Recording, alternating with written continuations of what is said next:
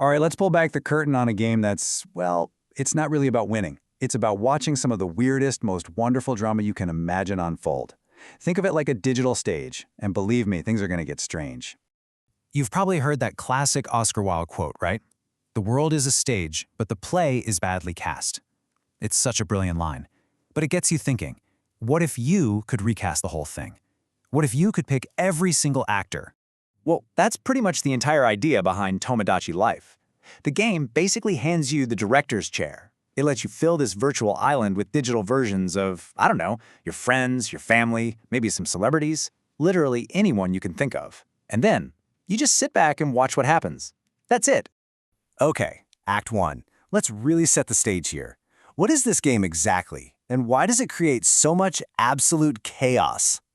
So, Tomodachi Life. It's a life sim game, sure, but it's got this amazing twist. You know how in most sims you're controlling every little detail? Forget all that. Here, you're more like, I guess, a gentle landlord? Or maybe a reality TV producer, is a better way to put it. You create the cast, you put them on the island, and then you just watch as their lives, their relationships, and all their weird, bizarre problems just happen, all on their own. Right. Every good play needs its cast. So for Act 2, let's dive into how you actually create the actors for your very own island drama. When you make a me in this game, you know, the little avatars, it's so much more than just picking a fun hairstyle. You get to tweak their voice, their little quirks, and most importantly, their core personality. And that's really the secret sauce. You're not just making a digital puppet, you're basically laying the groundwork for a tiny digital person. And look, these personality types aren't just for show. They have a huge impact on how the Miis act. If you make someone outgoing, they're going to be a social butterfly, trying to make friends with everyone. But a reserved Mii, they'll probably stick to one or two close friends. You could even throw an easygoing character in there, and they might become the island's official peacemaker. It means the entire social vibe of your island is decided by these choices you make, right from the very beginning. Okay, so our cast is ready. Time for Act 3, the plot. The thing about Tomodachi Life is there is no script. It is completely, wonderfully, 100% unpredictable. Yeah, the heart of this game isn't about, ticking off a to-do list.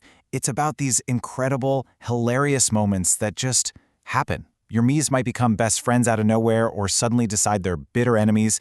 They'll have these super weird dreams and ask you what they mean. They'll even just break into song. Seriously, one minute you're trying to give someone dating advice, and the next you're watching them perform in a full-on heavy metal concert. It is just pure, beautiful chaos. You know, a really good way to get it is to compare it to a game like Animal Crossing. Animal Crossing is super zen, right? It's all about building your town. Tomodachi Life, on the other hand, is all about people watching. You're not really an active player so much as a facilitator, just watching the drama go down. It totally carved out its own space by just leaning into how messy and unpredictable life can be. Which leads us to Act 4.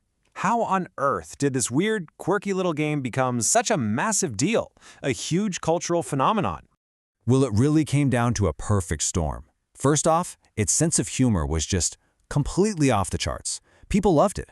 But maybe even more important was how easy it was to share. Those bizarre moments were just made for screenshots. So you had all this viral content spreading like crazy.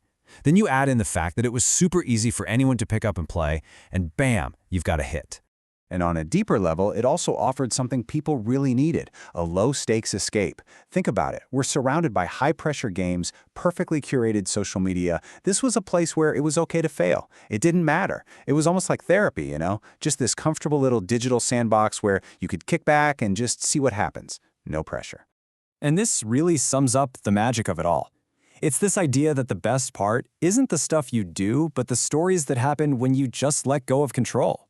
Players fell in love with that. They felt like they were creating a story with the game, not just playing through one. All right, time for our final act. It's been years since this game came out, so what's its lasting legacy? And what's next? I mean, think about it. This was a Nintendo 3DS game, but its spirit is being kept alive by this incredibly passionate fan community. People are going through the trouble of emulating it just so they can still play on their modern computers. That's a real labor of love. It just goes to show you how much this game really meant to people. And of course, all that passion leads to one thing: constant talk about a sequel. Fans are always speculating about a version for the Nintendo Switch. They dream about what it could be. Modernized graphics, maybe even more complex AI-driven social dynamics. Oh yeah, the demand is definitely there. So I'll just leave you with this one last thought.